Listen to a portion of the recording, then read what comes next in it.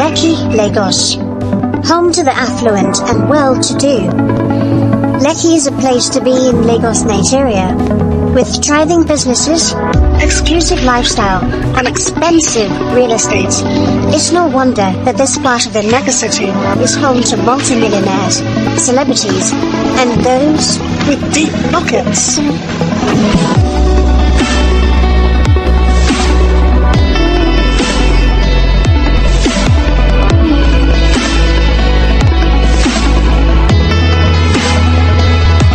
For any resident of Lagos State, Lekki is a place to aspire to live in.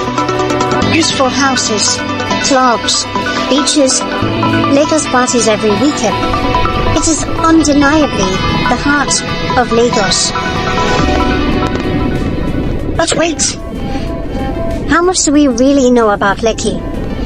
It hasn't always been glitz and glamour.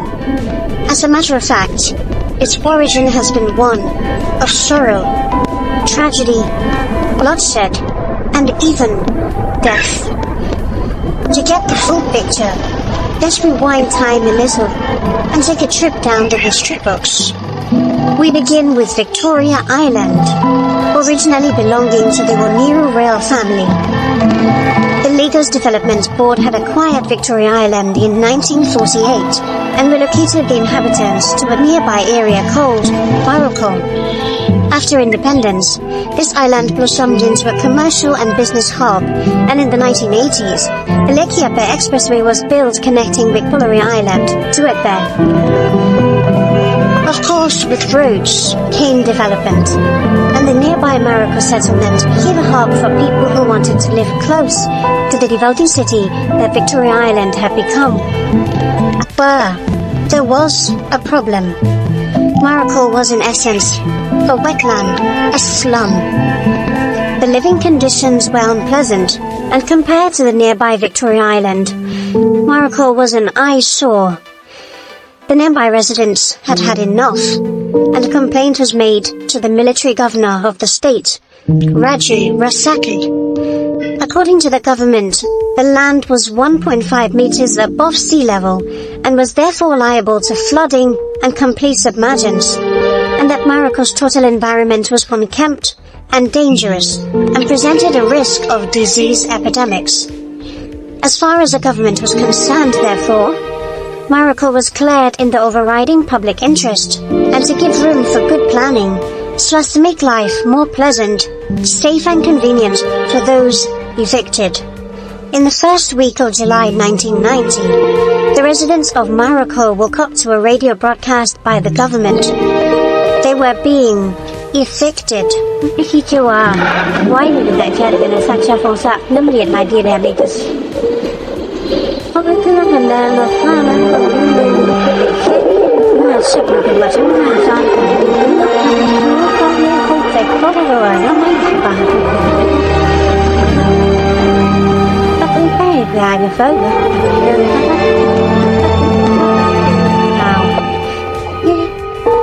Morocco was to be demolished, and they were given 8 days to pack up and leave.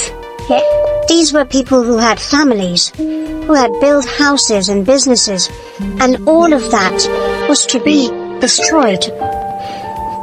They tried to appeal to the courts, but 7 days later, before the 8 days notice had even expired, the military stormed Morocco with bulldozers and tore the town. In what has become known as one of the biggest acts of government-sanctioned displacement in Nigeria, over 300,000 people were forcefully evicted from Morocco that day. The soldiers showed no mercy. Residents were brutalized. Several people lost their lives, and there are reports that the women were even raped. But hold on. You might be thinking, was this forceful eviction aimed at urban renewal? Or was this a government-backed land-grabbing exercise? Let's examine some more details. In 1989, former military ruler General Babangida had visited Morocco and promised to bless them with development. Former premier of the western region, Bafemi Awolowo, they also had a role to play in this. The Didi-Olu estate in Oniru, which belongs to the Awolowo family, is cited in a portion of what you to be Morocco. Legally Ayorindi, the former chief judge of Lagos State at the time, is also alleged to have played a role in subverting justice. He had refused to listen to a plea by the Morocco residents for an extension of the eviction deadline, and then after Morocco had been ruined, he told them that the subject matter had already been destroyed, and that they, the evictees, had no case. Today, Legally Ayorindi Street is named after him. He's also a landowner in the area that was once Morocco. The Oniru and Elegushi royal families of Lagos State are also alleged to be beneficiaries of the forceful eviction. In the 90s, Nigeria was still swimming in oil revenue. Many millionaires and billionaires were coming into money, and so they needed to live in or around the highbrow area of Victoria Island. And so Victoria Island had to be expanded to accommodate these wealthy people, even if it meant displacing over 300,000 others. It was a case of the rich versus the poor, and the rich won.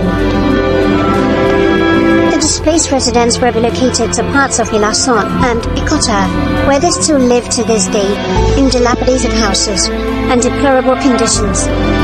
Many of them never received any settlement from the government. They are still fighting for some form of compensation, even to this day. What was once known as Morocco has been transformed into the areas comprising Oniru and Lekki. The slums are gone and have been replaced by peaceful structures, shiny new buildings. What was once a slum is now the hub of lifestyle and recreation for the usual rich. But the next time you visit Lekki, spare a thought for those who lost their homes and livelihoods in Morocco.